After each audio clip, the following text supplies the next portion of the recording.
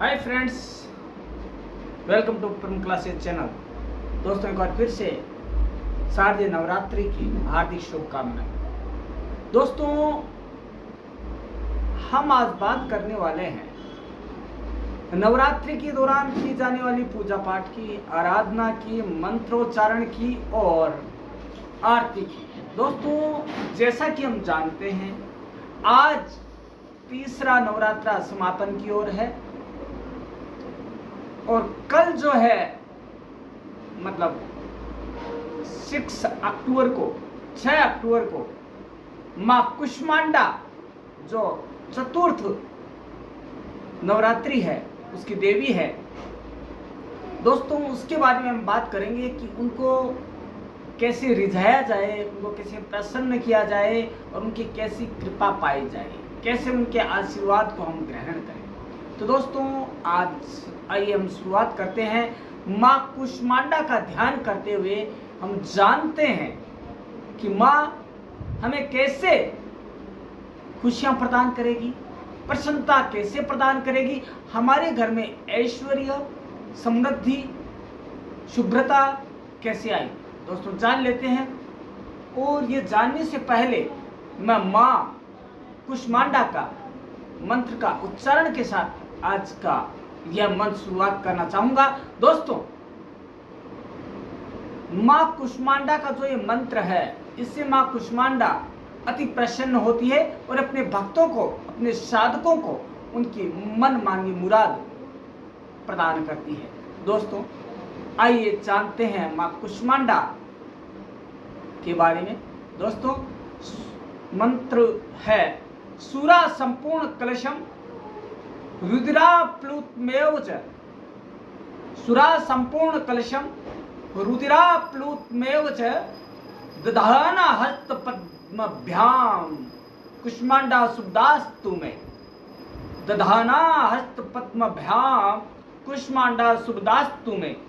दोस्तों, यदि हम इस मंत्र का सच्चे मन से उच्चारण करते हैं, श्रद्धा भाव के साथ उच्चारण करते हैं, तो माँ कुष्मांडा हमें अपने आशीर्वाद से लाभान्वित करती है।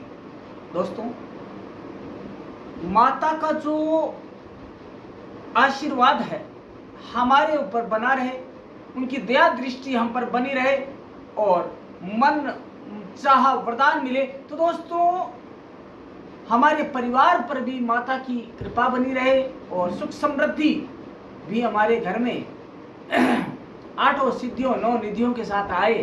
तो दोस्तों, हमें माता को प्रसन्न करने के लिए कुछ तो करना होगा। दोस्तों, बहुत ही सरल उपाय है। माता कभी अपने भक्तों को परेशानी में देखकर खुश नहीं होती। तो दोस्तों, कौन से उपाय हैं और कौन से वो प्रसाद है, कौन सी वो आरती है जिसको हम ध्यान में रखकर यदि माता का या व्रत करें, नवरात्रि करें, तो माँ कुष्मांडा प्रसन्न होगी। तो दोस्तों, हम जान लेते हैं। हमारे भारत में ऋतुएं, त्योहार, पर्व, उत्सव सबकी अपनी महत्ता है।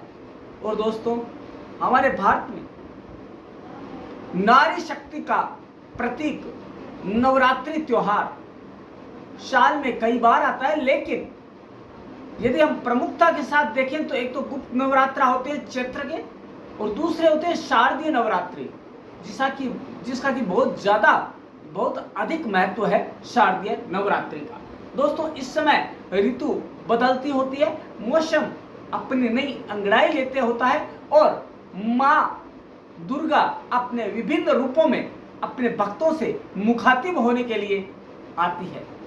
दोस्तों, लेकिन जरूरत इस चीज की है कि हम माँ दुर्गा के विभिन्न रूपों को जाने, उनकी आराधना करें उसी रूप में जिस रूप में हम उन्हें चाहते हैं, हम उन्हें जानना चाहते हैं और उनका आशीर्वाद चाहते हैं। दोस्तों, माँ के अनेक रूप हैं, लेकिन जैसा कि कल हमने बताया, हमने जाना कि सौम्यता, करुणा, दया, वात्सल्य ये माँ के सभी रूपों में विद्यमान है। दोस्तों, जो कुष्मांडा स्वरूप है वो माँ का एक अभिन्न स्वरूप है और बड़ा ही सौम्य है दोस्तों, बड़ा ही दयालु है यह स्वरूप है। तो दोस्तों जान लेते हैं दोस्तों, नवरात्र के इस पावन मौके पर हम अलग अलग दिन माता दुर्गा के अलग अलग रूपों का, विभिन्न रूपों का बखान करते हैं, पूजा अर्चना करते हैं और उससे हमारी मनोकामनाएं पूर्ण होती है। दोस्तों नवरात्रि के चौथे दिन यानी कि 2024 में 6 अक्टूबर 2024 को मां कुष्मांडा की पूजा की जाएगी। दोस्तों ऐसे में यदि हम कुछ खास उपाय करते हैं तो हमारे जीवन में चल रही सभी प्रकार की समस्याएं दूर होती है। वैसे तो देखो दोस्तों, माता अपने सभी रूपों से यदि हमने सच्चे मन से किसी भी स्वरूप की पूजा पाठ की तो माँ हमें वरदान से लबरेजती है, हमारे ऊपर वरदानों की बारिश करती है, सुख समृद्धि लाती है।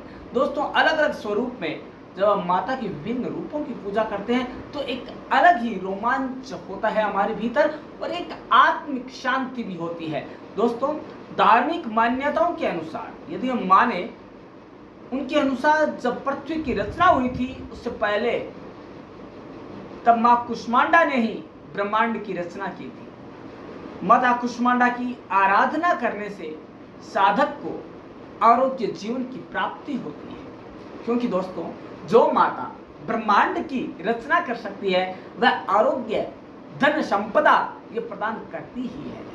दोस्तों हमें निरोगी रखना, देखिए दोस्तों होता क्या है, माँ अपने संतानों को कभी भी बीमार, दुखी, रुग्ण देखना नहीं चाहती और यही माँ कुष्मांडा का स्वरूप है। माँ कुष्मांडा अपनी संतानों को आरोग्यता प्रदान करने का वरदान देती है। ऐसे में हमें क्या करना है ताकि माँ प्रसन्न हो जाए? दोस्तों नवरात्र के चौथे दिन सुबह जल्दी उठकर स्नान आदि से निवृत्त होने के बाद व्रत का संकल्प लें। दोस्तों विधि विधान पूर्वक माँ कुष्मांडा की पूजा करें। इस दौरान उन्हें कद्दू से बनी चीजों का भोग जरूर लगाएं। कुष्मांड मीन्स कद्दू, कद्दू से बनी चीज। तो दोस्तों माँ कुष्मांडा कद्दू से बनी चीजें बहुत प्रिय है, इसलिए पेठा जो मिठाई है वो प्रसाद के रूप में हम भोग लगाएं। ऐसा करने से माँ अत्यंत प्रसन्न होती है, क्योंकि उनके मन भावन जो प्रसाद के रूप में मिठाई या भोग माना गया है वो है कद्दू या पेठा, है ना। साथ ही सभी प्रकार की समस्याओं से मुक्ति पाने के लिए आप नवरात्र के चौथे दिन और भी उपाय कर सकते हैं, जैसे कि माँ कुष्मांडा की पूजा के दिन पीपल के पेड़ के नीचे से थोड़ी सी मिट्टी लें और उसे अपने घर पर रखें, घर में रखें। इसके बाद इस मिट्टी पर दूध, दही, अक्षत और रोली चढ़ाते हुए दिया जलाएं। ऐसा करने के बाद उस मिट्टी को वापस पीपल के पेड़ के नीचे रखते हैं। दोस्तों माता रानी, ऐसा करने से माता रानी आपके जीवन के सभी कष्टों को हर लेती है। यह है दोस्तों माता की महिमा। कुछ नहीं करना, कुछ पैसा ज्यादा नहीं लगता, घर में सारी चीजें हैं। यदि हम श्रद्धा पूर्वक करें, मन से करें और भीतर से करें, हमारे अंतस से करें, विश्वास के साथ करें, तो माता की कृपा अवश्य प्राप्त हो। दोस्तों इसके अलावा जो एक बीज मंत्र है माता का, यदि हम उसका उच्चारण करें श्रद्धा के अनुसार 11, 21, 51, 108, देखिए दोस्तों चाहे आपने एक ही बार जप किया हो, जाप किया हो, लेकिन दोस्तों वो मन से किया है आपने, तो वह बेमन से किए हुए 108 से कहीं अधिक महत्वपूर्ण है और अधिक फलदायी है। इसलिए दोस्तों यदि माता की कृपा, भक्ति चाहते हैं तो हमें इस बीज मंत्र का बड़े मन से, श्रद्धा से उच्चारण करना होगा, जप करना होगा। दोस्तों मंत्र है ओम कुष्मांडाय नमः, ओम कुष्मांडाय नमः, ओम कुष्मांडाय नमः। ये जो मंत्र है, बीज मंत्र, इससे मां कुष्मांडा अपनी दया, अपने आशीर्वाद अपने भक्तों, साधकों पर बरसाती है। दोस्तों, मान्यता है, नहीं विश्वास है कि इस मंत्र के जप से कुंडली में स्थित केतु ग्रह से जुड़े दोष दूर हो जाते हैं और जो भक्त है, जो साधक है, जो माता के सच्चे मन से पूजा करने वाले हैं, उनकी सभी समस्याओं से मुक्ति मिलती है। ये यदि हम इस बीज मंत्र को मात्र को हम जप करें, मन से करें, श्रद्धा के साथ करें, उसके साथ है हम कौन से उपाय करें ऐसे जिससे कि हमारे घर में सौभाग्य आए, दुर्भाग्य जाए, सौभाग्य की बारिश हो। दोस्तों, शारदीय नवरात्रि का चौथा दिन, जैसा कि हमने जाना कि मां कुष्मांडा को समर्पित है, तो आज के इस वीडियो में हम मां कुष्मांडा को प्रसन्न करने, उनके बारे में किंवदंती को जानने की कोशिश करेंगे और मां कुष्मांडा को कौन से वस्त्र, किस तरह के वस्त्र पसंद है, कैसे पूजा पाठ करें, इन सबको जानेंगे। तो दोस्तों, जान लेते हैं हम शारदीय नवरात्रि का प्रत्येक दिन कुछ अलग होता है। दोस्तों, इन दिनों में माता के अलग अलग स्वरूपों का पूजा श्रद्धा भाव के साथ की जाती है। दोस्तों, ऐसी मान्यता है कि दुर्गा ने ही अलग अलग समय में अलग अलग रूप ग्रहण करके या अलग अलग रूपों में अपने भक्तों के सामने आई है। जब जब भक्तों ने उसे पुकारा है, मां अलग अलग रूपों में उनकी सहायता के लिए, उनकी रक्षा के लिए प्रकट हुई है। दोस्तों, यही वजह है कि पूजन के दौरान कुछ विशेष नियमों का पालन करने की सलाह दी जाती है। माता के इन 9 स्वरूपों के बारे में इस चैनल के माध्यम से आप लगातार जानते जा रहे हैं। हमने कल भी जाना चंद्रघंटा के बारे में, आज हम जान रहे हैं कुष्मांडा मां के बारे में। तो ध्यान से सुनिएगा दोस्तों, क्योंकि जितना अधिक हम ध्यान से सुनेंगे उतना ही हम श्रद्धा पूर्वक उसको इंप्लीमेंट करेंगे, उसे हम लागू करने की कोशिश करेंगे, उसे हम अपनाने की कोशिश करेंगे जितना अधिक ध्यान से सुनेंगे। और अमल करके यदि दोस्तों आपने सुनकर थोड़ा सा भी श्रद्धा और विश्वास के साथ किया, तो दोस्तों दावा है ये, विश्वास है ये कि आपको अपनी मनोकामनाएं पूर्ण होगी ही होगी। दोस्तों, जैसा कि कल यानी 6 अक्टूबर को मां कुष्मांडा की पूजा विधि विधान से की जाएगी। हिंदू धर्म में ऐसी मान्यता है कि मां कुष्मांडा ने सृष्टि की रचना की थी। इसी वजह से उनका पूजन विशेष रूप से फलदायी माना जाता है, क्योंकि जो मां ब्रह्मांड की सृष्टि की रचना कर सकती है, वो कुछ भी कर सकती है, उसके लिए कुछ भी अदेय नहीं है। वह अपने भक्तों को सब कुछ दे सकती है, ऐसा माना जाता है। बल, बुद्धि, विद्या, ज्ञान, वैराग्य, भक्ति, सुख, संपत्ति, समृद्धि, संपदा, शुभ्रता, 8 सिद्धि, 9 निधि, सब कुछ न्यौछावर कर सकती है अपने संतानों के।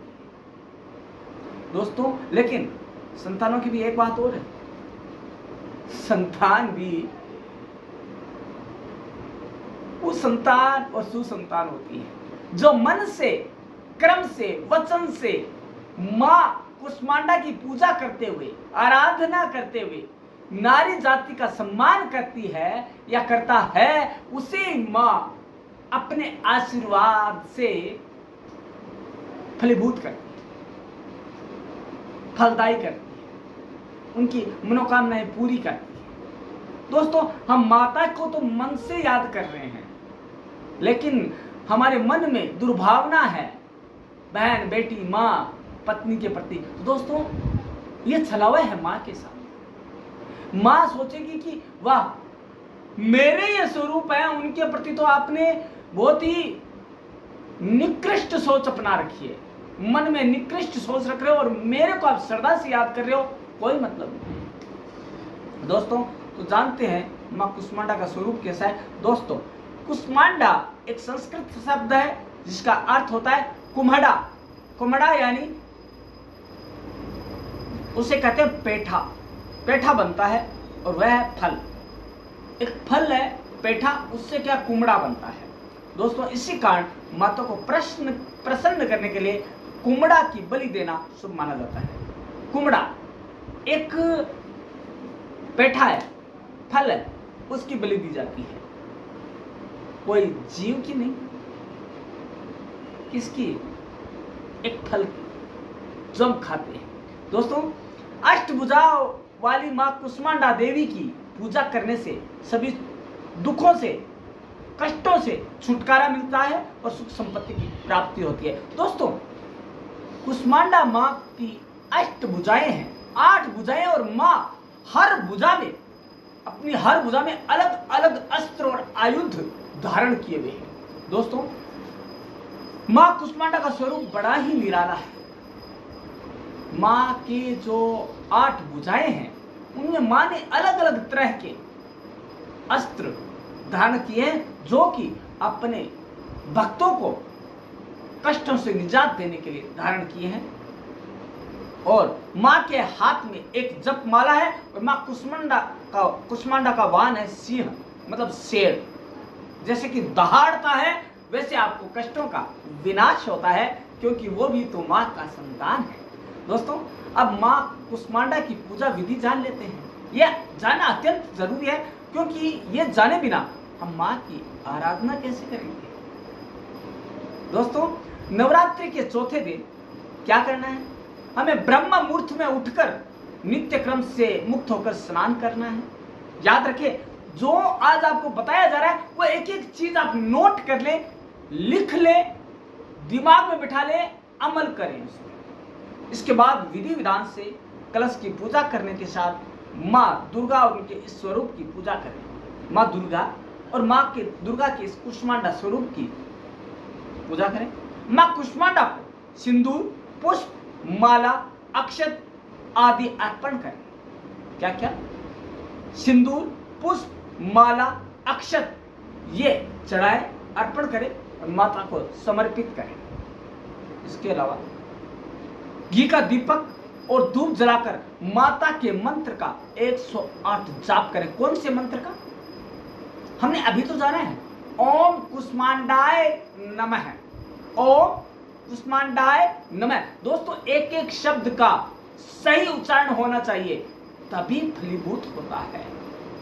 दोस्तों एक उदाहरण है, मैं उदाहरण देकर समझाने की कोशिश करूंगा। आपने पूरी तैयारी की, सही एग्जाम है आपका, आपने पूरी तैयारी की और आपने रट लिया सारा, लेकिन आपने प्रश्न नहीं पढ़ा और उत्तर लिखने चालू हो गया, तो क्या आपको फल मिलेगा? आपका रिजल्ट क्या आएगा? इसी आधार पर मां की आराधना का सवाल है। मां की आराधना करते समय मंत्रोच्चार, एक एक शब्द का सही उच्चारण होगा तभी फलीभूत होगा, अन्यथा नकारात्मकता भी आ सकती है। दोस्तों विधिवत दुर्गा सप्तशती का पाठ करें और दुर्गा चालीसा का भी पाठ जरूर करें। दोस्तों माता की इस विधि से किया गया पूजन सभी समस्याओं का हल करने में मदद करता है। अब बात आती है, हमने पूजा पाठ कर रहे हैं तो मां के लिए भोग क्या लगाएं, भोग क्या दे? एक तो भोग सबसे बड़ा मैं बताऊं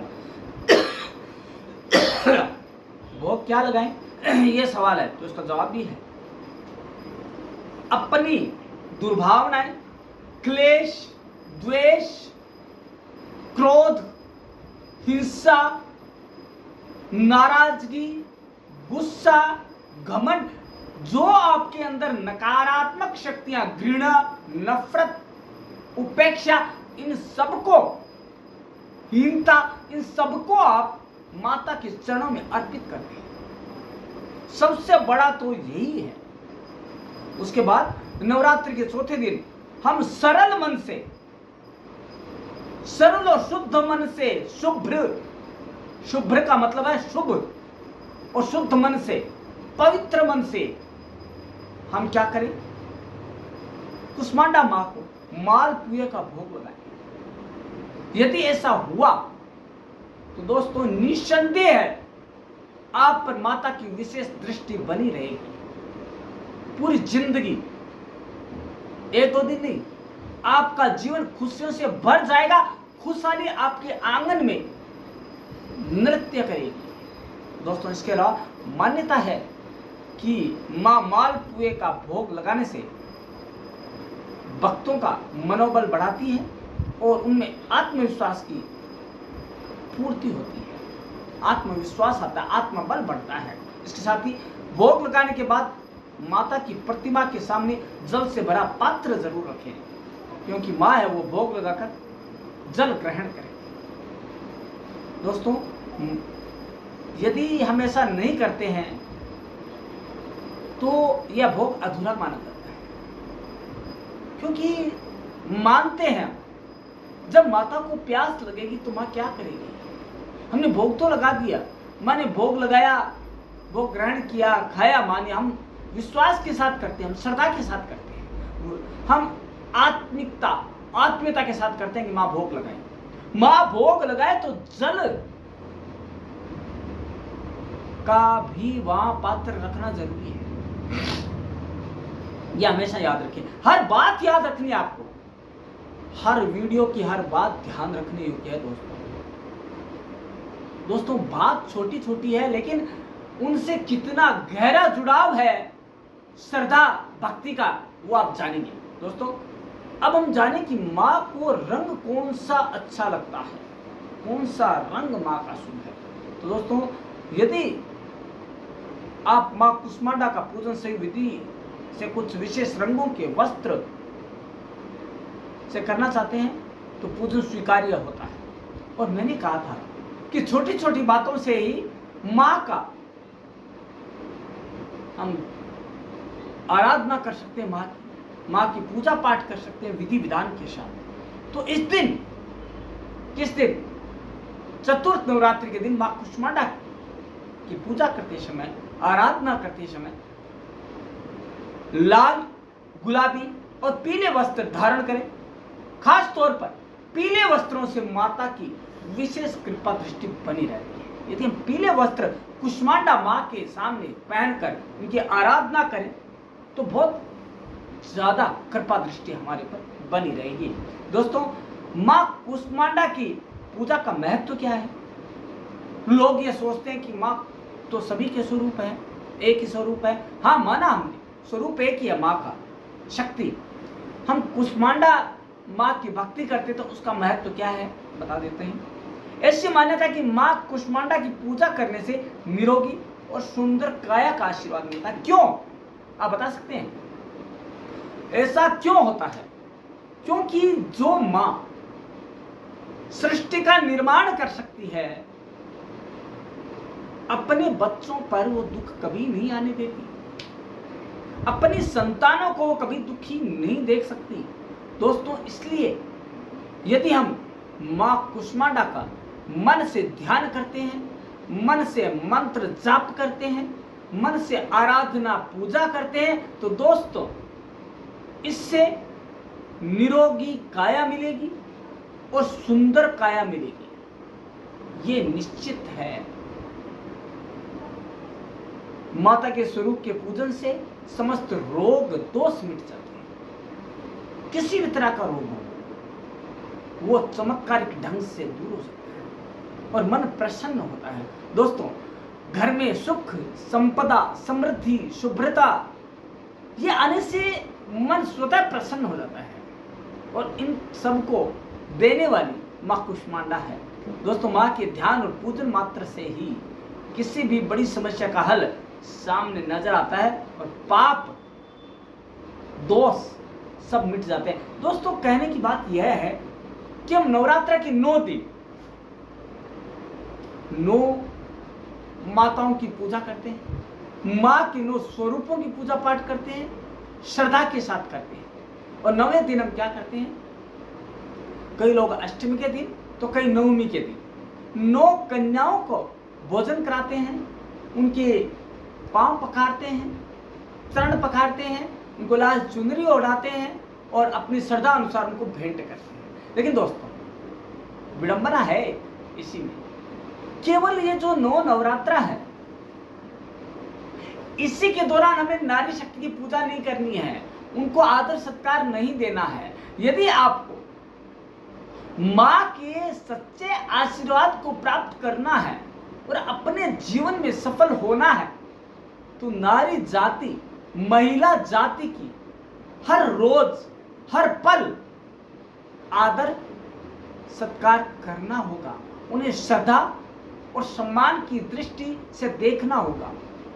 दोस्तों, एक बात कहना चाहूंगा, हमारे मन में तो नारी के प्रति कलुषिता है, वेर है, भाव है, उपेक्षा है कि हम इसे क्यों पढ़ाएंगे, हमसे आगे निकल जाएगी। और हमारे घर में हम बच्चे को क्यों जन्म दें, क्यों जन्म लेने दें, क्योंकि हमारा उससे कोई नाता नहीं है, क्योंकि वो तो आगे घर में जाएगी। दोस्तों, यदि हमारे मन में ये विचार है तो भले ही आज से नवरात्रा करना या माँ की पूजा आराधना करना छोड़ दें, क्यों कि माँ सबके मन की जानती है। वो सोचेगी कि जब आप उनके स्वरूपों की कद्र नहीं कर रहे हैं, सम्मान नहीं कर रहे हैं, तो उन्हें रिझाने से क्या फायदा, ये तो दिखावा है। आप 9 दिन मां को रिझाते हैं और 10वें दिन पता लगा कि आपके घर में बिटिया का जन्म होने वाला है, आप बुरा सा मुंह बना लेते हैं और दुखी हो जाते हैं, जैसे कि आपके ऊपर दुखों का पहाड़ टूट पड़ा हो। तो मां कैसे प्रसन्न होगी, मेरे को बताइएगा, आप जरा सोचकर बताइएगा। दोस्तों, मैंने पहले भी बताई है बात, दोस्तों हमसे अच्छे तो वो जानवर है, वो पशु पक्षी हैं जो अपनी संतानों को मारते नहीं हैं। उनके यहाँ यदि बच्ची पैदा हो गई तो उनको मारते नहीं है, उनको अपनाते हैं, उनको स्नेह उतना ही देते हैं जितना सभी को देते हैं। दोस्तों, बात ये नहीं है कि हम किस प्रवृत्ति के हैं। यदि हम भ्रूण हत्या करते हैं, कन्या भ्रूण हत्या करते हैं और उसे आगे नहीं बढ़ने देते, तो हमारी प्रवृत्ति क्या, आप खुद सोच लीजिए। दोस्तों, कड़वा है लेकिन सत्य है। दोस्तों, हम सुबह सुबह पढ़ते हैं नवरात्र के दौरान, यत्र नार्यसि पूजन्ते रमन्ते तत्र देवता यदा यदा हि धर्मस्य ग्लानिर्भवति भारत। दोस्तों, ये सारा कुछ निरर्थक है।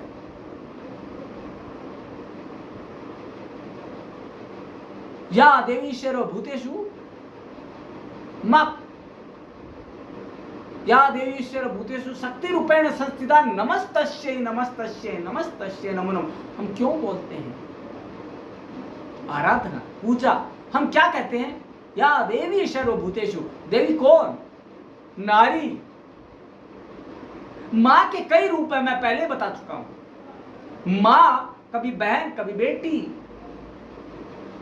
कभी पत्नी, कभी बहू, कभी दादी के रूप में आपके सामने आती है। वही वो मां है, वही मां है वो। देखिए, मां कुष्मांडा ने किसकी रचना की? सृष्टि की। और मां हमें जन्म देती है, तो मां कुष्मांडा हुई कि नहीं हुई है बताइए? सृष्टि में हम आए ना, हमारी रचना किसने की? हमारी मां ने की। तो हमारे लिए कुष्मांडा कौन हुई? हमारी मां हुई। यदि हमने दोस्तों मन से अपने मां के चरणों में स्वर्ग देख लिया ना दोस्तों, वही मां की सच्ची आराधना है। दोस्तों, मां उसी को स्वीकार कर लेगी। और दोस्तों, लेकिन यदि हम दिखावे के लिए बड़े बड़े मंदिर में जाते हैं, बड़े बड़े प्रसाद चढ़ाते हैं, भोग लगाते हैं मां को, स्वर्ण सोने के बने हुए, चांदी के बने हुए बर्तनों में भोग लगाते और माँ बाप को हमने वृद्धाश्रम के हवाले कर रखा, तो वो माँ प्रसन्न नहीं होगी। आप चाहे कितना ही दिखावा कर लीजिए, माँ प्रसन्न नहीं होगी। क्यों? क्योंकि जो आपकी माँ है वो दुख झेल रही है वृद्धाश्रम में, और आप दिखावे के लिए उस मूर्ति की पूजा करते हैं। और एक स्वार्थ है आपका कि मैं ऐसा करूंगा या करूंगी तो मां मुझे समृद्धि देगी। दोस्तों, उस मां पर क्या बीत रही होगी जिसे आपने वृद्धाश्रम के हवाले किया है, क्या वो आपको सच्चे मन से आशीर्वाद देगी? कभी सोचिएगा। और यदि वो नहीं देगी, वो खुश नहीं है, तो मां कुष्मांडा कैसे खुश होगी, मेरे को बताइएगा। दोस्तों ऐसा नहीं है कि हम कर रहे हैं, बहुत अच्छा कर रहे हैं। दोस्तों यही आचरण, यही नैतिक मूल्य हमारी संतानों को भी मिल रहा है। दोस्तों ये कहना इसलिए जरूरी है कि हम नवरात्र के दौरान बहुत ज्यादा दिखावा करते हैं। हम गली गली घर घर बच्ची को ढूंढते हैं, भैया आपके बच्चे है क्या, हमारे यहाँ भेजना खाना खिलाने के लिए, भैया आपके यहाँ बच्ची है क्या। दोस्तों ढूंढने की जरूरत नहीं पड़ती। माता यदि आपके मन में श्रद्धा है तो मां स्वतः आपके घर पर चलकर आएगी भोग लगाने के लिए, भोग ग्रहण करने के लिए। यह सत्य है दोस्तों। लेकिन दोस्तों यदि हमने हमारे घर की मां, बहन, बेटी का सत्कार नहीं किया तो मां द्वार पर आई हुई लौट जाएगी दोस्तों, कभी नहीं आएगी, और न आपके उस भोग को ग्रहण करें। दोस्तों सत्यता है ये, श्रद्धा मन से आती है। दोस्तों यह बहुत ही गलत बात है कि लोगों ने ये कहा है ढोल गवार शूद्र पशु नारी ये सब ताड़न के अधिकारी। दोस्तों एकदम सरासर अनुचित है। मुझे तो बेवकूफी वाला लगता है, क्योंकि एक तरफ तो आप ताड़ना के अधिकारी, मारने के अधिकारी, अपमान का अधिकारी बता रहे, दूसरी तरफ आप मां के 9 रूपों की आराधना करते हैं। वाह क्या विडंबना है, क्या यथार्थ है। वास्तविकता कुछ और, दिखावा कुछ। दोस्तों इससे कोई प्रसन्न नहीं होगा। दोस्तों मेरे को तो एक बात बताइए, आप कितनी भी मुस्कान ले आओ और किसी व्यक्ति से मिलो कुटिलता के साथ, वो पहचान ही लेगा। तो क्या मां नहीं पहचानेगी जिसने ब्रह्मांड और सृष्टि की रचना की है? वो सब कुछ जानती है कि मेरी संतान के मन में क्या है, वो क्या सोच रही है मेरी संतान, और उसका व्यवहार कैसा है अपनों के प्रति।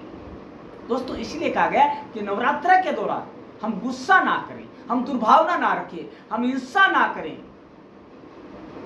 और दोस्तों हम दिखावा ना करें। हम सुंदरता के लिए दिखावा करते हैं, इसलिए तो कहा है शेविंग ना बनाए, बाल ना काटे, नाखून ना काटे। दोस्तों मां अपनी संतानों को जिस स्वरूप में है उसी में पसंद कर लेगी। यदि आपके मन में सच्ची श्रद्धा है और नारी जाति के प्रति सम्मान की भावना है तो मां को दिखावे की कोई जरूरत नहीं है। दोस्तों यह तय है। दोस्तों इसके अलावा हम कुछ ऐसी भी बात करेंगे आज जो कि आपको आश्चर्यचकित कर देगी। दोस्तों हमारे भारत में, पूरे विश्व के नहीं, मैं भारत की बात करता हूं, हमारे भारत में पहले जो स्त्री पुरुष अनुपात था वो बहुत ही दयनीय स्थिति में था। 1000 पुरुषों पर मात्र 980 और उससे पहले 827 महिलाएं थी। लेकिन दोस्तों यही तो होता है। लेकिन उसके बाद पिछले 2 दशकों से यह स्थिति एकदम उलट हो गई, मात्र 2 दशकों में, आश्चर्यजनक ढंग से। और आज जो कन्या का जो स्त्री अनुपात वो ज्यादा है पुरुषों से। यह है स्थिति। दोस्तों क्यों है? क्योंकि हमारी भावना में बदलाव आया है, हमारी सोच में बदलाव आया है कि कहीं ना कहीं हम गलत हैं। दोस्तों जब आज के इस युग में महिला पुरुषों से कंधे से कंधा मिलाकर चल रही है तो उन्हें हीन भावना से देखने का कोई सवाल ही नहीं होता।